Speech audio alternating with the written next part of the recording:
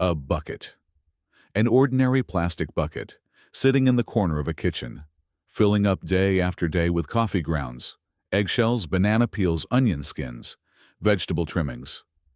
The kind of stuff you've been tossing in the bin your entire life, without a second thought. Now picture that same material, 6 weeks later, transformed into something so dark, so rich, so alive with microbial activity, that professional growers actually pay a premium price for it. Not a synthetic product, not something you ordered online, something you made from what you were about to throw away. That transformation is real, and most people never achieve it, not because it's complicated, but because they're missing one thing. One specific companion material that changes everything about how fast and how well kitchen waste breaks down into premium compost. I've seen this single addition take a sluggish, smelly compost pile and turn it into finished, crumbly, earthworm-rich material in under 7 weeks. And I'm going to show you exactly how it works. But first, I need to tell you why the standard advice you've been given about composting kitchen waste is, at best, incomplete, and at worst, costing you months of wasted time. Here's the frustrating reality most home composters discover. You do everything right. You collect your scraps. You pile them up. You maybe add some leaves from the yard. And then you wait, and wait. And the pile just kind of sits there, oozing and collapsing into a wet, sour-smelling mass that doesn't resemble anything close to what you see in the bags at the garden center. If you've been there, you're not doing it wrong. You're dealing with a structural imbalance that the mainstream composting guides barely mention, and the reason they barely mention it might surprise you. Think about what kitchen waste actually is. Coffee grounds, fruit peels, vegetable scraps, cooked grain leftovers, citrus rinds. All of it, almost uniformly, belongs to a category called nitrogen-rich material. In composting science, this is called the green fraction, meaning it's moist, dense with protein and nitrogen compounds, and breaks down quickly when it oxidizes. The smell you know from a bad compost pile, that acrid, ammonia-like punch, is nitrogen literally evaporating into the air as the pile becomes anaerobic. You're losing the very nutrients you're trying to capture. The standard advice says, add brown materials. Dry leaves, cardboard, straw, and that's not wrong. But it's too vague, because not all brown carbon materials behave the same way. Some are so dense they form hydrophobic barriers, meaning they actually repel water and create dry pockets in your pile. Some are so fine they compact and restrict airflow. Some are so slow to break down they'll still be recognizable years later. The carbon to nitrogen ratio in compost science, the C to N ratio, needs to sit between roughly 25 and 35 parts carbon to 1 part nitrogen for microbial activity to peak. Kitchen scraps typically come in at around 15 to 20 to 1. That imbalance is why your pile stagnates, and why choosing the wrong carbon companion makes things worse, not better. Here's what they don't tell you. The composting industry, bagged compost products, soil amendment companies, even some extension university programs, has a commercial incentive to make you believe finished compost is difficult to produce at home. If you can make it from your own waste for free, you buy less of it. That's not a conspiracy. That's just business logic, and it's meant that the most effective, historically validated technique for turning kitchen scraps into premium compost has been sitting in agricultural texts for decades, used by market gardeners who talk about it quietly among themselves, while the public gets the simplified version that keeps them dependent on purchased inputs. What I'm about to show you isn't invented, it's recovered. And the companion material at the heart of it is something you almost certainly have access to right now, for free, or close to it. I'll tell you exactly what it is in a moment. But to understand why it works so profoundly well, I need to take you somewhere surprising. A sawmill in rural Japan in the late 19th century, and a discovery that fundamentally changed how that country's smallholder farmers understood soil biology. In the Meiji era, roughly the 1870s through the early 1900s, Japan was undergoing a rapid agricultural transformation. Western fertilizer techniques were being imported, traditional methods were being scrutinized, and rural farmers were caught between two worlds. But in the mountain prefectures, places like Gifu and Nagano, where timber milling was a central industry, farmers had noticed something peculiar happening near sawmills. The ground-down wind of these operations, where fine wood particles had been drifting and settling for years, produced unusually vigorous vegetable crops. The soil had a texture that looked almost composted. It had a smell, that deep, petrichor-like sweetness, that farmers associated with productive land. This wasn't random. It was a biological phenomenon that researchers at the Imperial University of Tokyo would spend decades trying to explain. What those farmers were witnessing was a naturally accelerated decomposition and humification process. The transformation of woody organic material into stable soil organic matter, driven by a specific group of fungi and bacteria that thrive at the interface of nitrogen-rich soil and carbon-rich wood particles. The material responsible, fine-milled wood residue, sawdust, or more specifically, what we now understand as a structurally ideal carbon source, coarsely textured, highly porous, with an enormous surface area for microbial colonization, a C/N ratio of approximately 300 to 500 to 1, and a physical architecture that resists compaction while maintaining moisture retention. You've probably seen sawdust dismissed in modern composting guides. Too much carbon, they say. It'll lock up nitrogen. And it will, if you use it incorrectly, in the wrong ratios, with the wrong moisture levels. Stay with me here, because that conventional wisdom is based on a valid mechanism applied to the wrong context. I'll explain exactly how to use it correctly. And when you understand why the failure mode happens, you'll see why the success mode is actually quite easy to achieve. The specific mechanism at work involves something called the microbial carbon-to-nitrogen demand. When microbial communities decompose organic matter, they need both carbon for energy and nitrogen for building their own cellular protein. When the C/N ratio is too high, say, straight sawdust at 400 to 1, the microbes work through the available nitrogen in the pile rapidly, become nitrogen-starved, and stall. The pile goes cold. Nothing visible happens. That's the failure mode people experience. But here's the thing. Kitchen waste is the exact metabolic opposite. It's nitrogen-rich, energy-dense, and it breaks down so fast that the microbial population blooms explosively, runs out of structural carbon to work with, and collapses into anaerobic fermentation, hence the smell and slime. These two materials are not just compatible. They are, biologically speaking, made for each other. Kitchen scraps are the fuel. Sawdust, in the right quantity, is the structure that lets that fuel burn clean and slow. There's a modern confirmation of this that most people outside agricultural research circles never hear about. In South Korea, the government-backed Rural Development Administration conducted a series of composting efficiency trials between 2008 and 2013, part of a broader national initiative to reduce food waste going to landfill, which in South Korea had been a significant regulatory issue.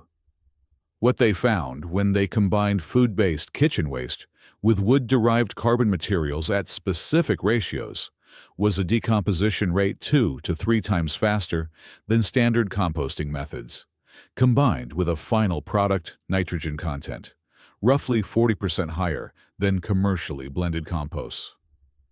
The key variable wasn't temperature management or frequent turning. It was that carbon-to-nitrogen ratio achieved through the right companion material. Now, let me go deeper into the mechanics, because there are two biological processes working simultaneously that most composting guides don't distinguish between. And understanding both of them will change how you think about this entire system. Process 1 is decomposition. This is the hot phase, the part where pile temperatures can reach 60 degrees Celsius or higher, and it's driven primarily by bacteria, specifically mesophilic and thermophilic species, that produce enzymes to break down complex organic molecules. The heat itself is a byproduct of microbial respiration. Think of your pile like a living engine. The microbes are the engine, organic matter is the fuel, and heat is the exhaust. For this engine to run, it needs oxygen. This is an aerobic process, and it needs a consistent fuel-to-structure ratio. That's where sawdust comes in its first role, as a physical spacer. The irregular particles, especially coarser, more fibrous types, create what microbiologists call macropores. Tiny air channels woven through the pile that prevent the dense, moist kitchen waste from compacting into an oxygen-excluding mass. Here's the wait what moment. You've probably heard you should turn your compost pile every week or two to aerate it. That advice exists because most pile structures collapse under their own weight and moisture content. But in a properly structured kitchen waste plus sawdust pile, the internal architecture is self-aerating for the first 2 to 3 weeks of decomposition without any turning at all. The sawdust particles act like a scaffold. The pile breathes on its own. Process 2 is humification. This is slower, cooler, and vastly more important for long-term soil health. And it's almost never discussed in beginner composting content. Humus is not just decomposed organic matter. It's a chemically distinct category of stable organic compounds, humic acids, fulvic acids, humin, that form when partially decomposed material undergoes further microbial and chemical transformation. These compounds are extraordinary. They carry a negative electrical charge that allows them to bind positively charged mineral ions, calcium, magnesium, potassium, iron, and hold them in a form that plant roots can access. Think of humus as a slow-release mineral sponge. A gram of good humus has more mineral exchange capacity than a gram of almost any natural clay. Here's where sawdust becomes irreplaceable in this process. The lignin content of wood, the structural polymer that gives wood its rigidity, is the primary precursor molecule for humic acid formation. When lignin breaks down slowly, under the right conditions, it produces the molecular building blocks of true humus. Kitchen waste alone, which is largely cellulose, starch, and protein, decomposes completely into carbon dioxide and simple compounds without leaving a significant humic residue. It feeds the soil for a season, but lignin-rich sawdust, composted with kitchen waste at the right ratio, produces material with genuine long-term soil building capacity. Material that improves your soil structure for years, not weeks. Now here is the moment in most composting content where someone mentions worms, says something encouraging, and wraps it up. But I want to give you one more layer of mechanism, because it's the one that explains why the smell of finished sawdust kitchen compost is specifically that rich forest floor after rain smell that signals something profound has happened. That smell, petrichor formally, but also something deeper and more earthy than rain on pavement, is produced by a compound called geosmin, which is synthesized by Actinomycetes, a group of organisms that are taxonomically bacteria but functionally resemble fungi. They form white, thread-like mycelia through decomposing material. You might have seen this in a healthy pile and assumed it was mold, and they are the primary architects of humification. Actinomycetes thrive at a very specific pH range, around 7.5 to 8.5, and at moisture levels between 40 and 60%. They are suppressed in the acidic, saturated conditions of a pure kitchen waste pile, but they colonize rapidly and aggressively in a pile that has the structural porosity and pH buffering that sawdust provides. The white threads aren't a sign of a problem. They are the sign that you've got it right. They're the visual signature of a pile actively building humus, the most valuable biological material you can add to any garden soil. Have you ever noticed white mycelium in a pile before? If you have, I'd love to know. Tell me in the comments because people's experiences with this vary hugely depending on their climate and what they're adding. Before I get to exactly how to build this system, and I'll be giving you precise ratios, layering techniques, and the specific type of sawdust that matters. So stay with me. I want to address the objection I hear most often. I've tried mixing sawdust into compost before and it didn't work. The pile just went cold. Correct, and here's why. There is a preparation step that almost no mainstream guide mentions that transforms sawdust from a composting problem into a composting powerhouse. Raw, dry sawdust from a freshly cut board has almost no microbial inoculation. The fungi and bacteria that are going to do the decomposition work need to establish themselves first. If you dump dry sawdust directly onto kitchen waste, you get exactly the problem the skeptics describe. The carbon absorbs moisture, creates an insulating layer, and the pile stalls. The preparation step takes 2 days and it changes everything. I'll walk you through it in exactly a moment. But first, one more surprising fact. The specific wood species your sawdust comes from actually matters in a way that the composting literature almost never addresses. Hardwood sawdust and softwood sawdust behave differently in a compost pile, have different lignin structures, and produce compost with genuinely different chemical profiles. This distinction is why some people's experiments with this technique fail, while others succeed dramatically. I'll cover exactly which types to source and which to avoid. Let's get practical. Here's what you actually need, where to get it, and precisely how to do this. For materials, you're going to need your collected kitchen waste, coffee grounds, fruit and vegetable scraps, eggshells, tea leaves, grain-based food scraps, and cooked vegetable matter are all excellent. Sawdust from hardwood sources, oak, ash, beech, maple, or fruit woods are ideal. A compost bin or a 3-sided enclosure of at least 60 centimeters per side, water, and optionally, a small amount of finished compost or garden soil as a microbial inoculant. If you're starting from scratch with no finished compost on hand, a single cup of soil from your garden will work. Most sawdust is free.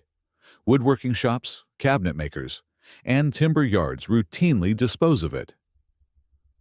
Call ahead, bring a few buckets, and you'll usually leave with more than you need.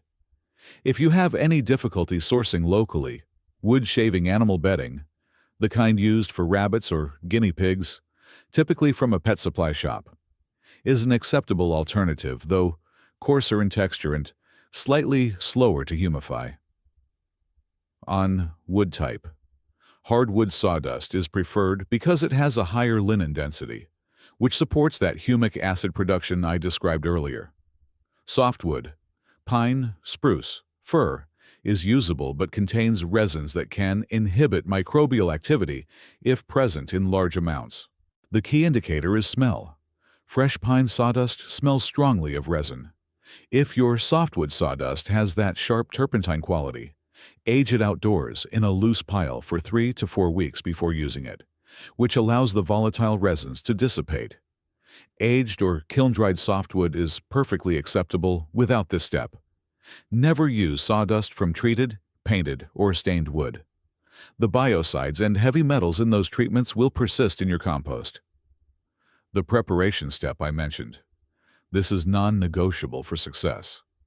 At least 2 days before you begin your pile, dampen your sawdust to roughly the consistency of a wrung-out sponge, visibly moist when you squeeze a handful, but not dripping. Mix in a small amount of nitrogen-rich material as an inoculant.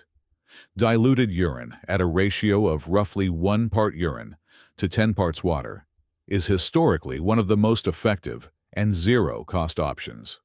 It sounds unusual, But it was standard practice in European market gardening for centuries, and it's chemically nothing more than a dilute nitrogen solution. If that's not your preference, a cup of dried blood meal dissolved in a liter of water works equally well, as does a generous amount of used coffee grounds mixed through. Cover the dampened sawdust loosely and let it sit for 48 hours. You will often begin to see the first signs of fungal colonization, slight whitening, within that window. That's your signal that the microbial community is primed. Now, building the pile, work in layers. Start with a 5 cm base layer of sawdust. Add 10 to 15 centimeters of kitchen waste on top. Dense, moist, compact. Now add another 3 to 4 centimeters of the pre-prepared sawdust. Then kitchen waste again. Continue this layering until your pile reaches at least 60 centimeters in height, which is the minimum mass needed for thermal activation, the internal heat that drives rapid decomposition. The target ratio by volume is approximately 1 part sawdust to 3 parts kitchen waste. This is important. By volume, not by weight. Kitchen waste is substantially denser than sawdust, so if you're measuring by weight, you'll dramatically undershoot your carbon. After construction, check moisture. The pile should feel uniformly like a wrung-out sponge throughout. If outer layers feel dry, water gently from the top. If the pile feels soggy throughout, add a thin additional layer of dry sawdust across the surface and work it in lightly with a fork. 2 common mistakes most people make at this stage. First, they compact the pile to make it neat. Don't. Compaction kills porosity, kills oxygen, and switches the pile from aerobic to anaerobic decomposition. It should have structural looseness, even after construction. Second, they add too much citrus. A moderate amount of citrus peel is fine. The natural acids are buffered by the carbon and eventually neutralized. But if half your kitchen waste stream is citrus or acidic fruit waste, your pile's pH will drop below the range that actinomycetes need, and you'll get a pile that decomposes without humifying. Balance it with eggshells, which are essentially pure calcium carbonate, and serve as natural pH buffers. One advanced option that experienced gardeners can consider: layering in a thin band of wood ash, no more than ½ centimeter per layer, at every other kitchen waste interval. Wood ash is extremely alkaline, with a pH of around 11. In small amounts, it doesn't harm the microbial community, and it provides potassium and additional calcium, while countering any acidic tendencies in the waste stream. It's a technique used extensively in Korean natural farming and in older European composting traditions. Do not overdo it. A little ash is a mineral amendment. Too much is a sterilant. For climate adaptation, in hot, dry climates, cover the pile with a single layer of damp cardboard or hessian to reduce moisture loss. Evaporation is your enemy in dry heat, because microbial activity stalls rapidly when moisture drops below about 30%.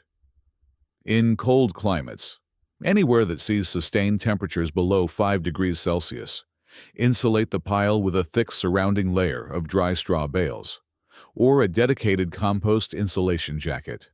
Microbial activity slows dramatically below 10 degrees and stalls around 4. So your primary goal in cold conditions is thermal mass retention. A larger pile retains heat far better than a small one. Aim for at least 1 cubic meter in cold climates. For those of you in tropical regions where it's warm year-round, you'll see dramatically accelerated decomposition, sometimes finishing in as little as 4 weeks. The risk is overheating. Piles in tropical conditions can sometimes reach internal temperatures above 70 degrees Celsius, which begins to sterilize the microbial community rather than accelerate it. If you see steam rising from your pile, and it smells of cooked vegetation rather than earth, turn it to release heat and add a layer of sawdust on top to slow the process. Let's talk about what happens after you build it, because the transformation timeline is one of the most satisfying things you'll observe in a garden. And knowing what to expect keeps you from abandoning a pile that's actually working. In the first week, you should notice the pile warming within 48 to 72 hours of construction. Hold your hand 6 inches above the surface on a cool morning, and you should feel noticeable warmth. The pile may settle and compress by 15 to 20% of its original height as the kitchen waste breaks down and releases gas. This is normal and expected. You may notice a faintly sweet fermented smell in the first few days before the bacterial community fully establishes. That's fine. If the smell is aggressively sour, like vinegar or ammonia, your moisture is off. Ammonia means too wet and nitrogen volatile. Vinegar means too acidic and anaerobic. Adjust accordingly. In week 2, the pile's internal temperature typically peaks and begins to stabilize. This is when you should do your first turn, if you choose to. Though in a properly structured sawdust kitchen pile, a single turn at 10 days is often sufficient, rather than the weekly turning some guides recommend. When you turn it, look for the white mycelial threads I described. Their presence in the core of the pile at this stage tells you the humification process is running. By week 4 to 5, the pile will have dropped significantly in volume, typically 60 to 70% of original height, and the material in the core will begin to look genuinely compost-like. Dark, crumbly, with a distinct earthy smell. The outer layers will still contain recognizable material and need additional time. The finished product, typically at 6 to 7 weeks in warm conditions, 8 to 12 in cooler climates, should be deeply dark, almost black, earthy smelling without any detectable sourness, crumbly when dry but not dusty. You should be able to roll a handful and have it hold a loose ball without clumping. If you look closely, you may see small red earthworms. Even if you never added them, they find the pile and self-inoculate, which is one of the most reliable signs of quality. Here's something that trips people up as a false failure. In week 3 to 4, the pile sometimes looks and smells worse before it looks better. There's often a brief period of increased anaerobic activity at the transition between the hot decomposition phase and the cooler humification phase. The smell turns slightly sour. The color goes from brown to a muddy gray-green, and it can look like the whole thing has stalled. It hasn't. This is the normal metabolic transition. Add a thin layer of dry sawdust across the surface. Give it a gentle turn, and within a week you'll see it come back, darker, drier, and earthier. This transition period is the exact point where most people give up. Don't. What you've made, and this connects back to everything we talked about with humic acids and actinomycetes, is not just decomposed food. It's a biologically active soil amendment with genuine mineral exchange capacity, fungal and bacterial inoculation, and a structural texture that, when added to any garden bed, will improve water retention, aeration, and nutrient availability for multiple growing seasons. Not one season, multiple. People spend $15 to $30 per 40-liter bag on premium bagged compost that, in many cases, has lower biological activity than what you've just made. Because commercial composting operates at industrial scale, with time and cost pressures that sacrifice biological diversity for throughput speed. What you've made has had the time to humify. It has the microbial signature of a forest floor.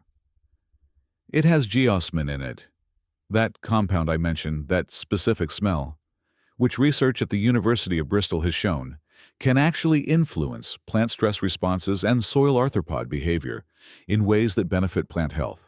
The soil life that produces geosmin is, in a very real sense, a signal that your amendment is alive. This is what gets lost when we treat compost as a commodity. It isn't just material, it's a living system. And the difference between something you buy in a bag and something you make from your own kitchen waste, with the right companion, at the right ratio, understood at the biological level, isn't just financial. It's fundamental. There's something that feels quietly radical about this. Every banana peel, every handful of coffee grounds, every egg you cracked open this morning, that's all raw material. Material that your household generates in abundance, without effort, simply by living. The conventional system wants you to bag it, bin it, and buy back its equivalent in processed form.